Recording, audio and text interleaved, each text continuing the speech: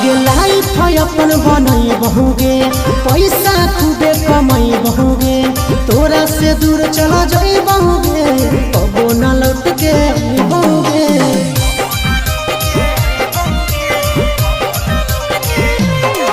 आगे लाइफ अपन बनई बहुगे, पैसा खूबे कमाई बहुगे, तोरा से दूर चला जाई बहुगे, कबो न लौट के बहुगे। सागर बेदर्दी से बले धीनता तोड़ गे, यही अखिया में लोर गे, अब नहीं तो तोड़ गे, जहियो छोड़ी कमाए लगे लोर गे, देही अखिया में लोर गे,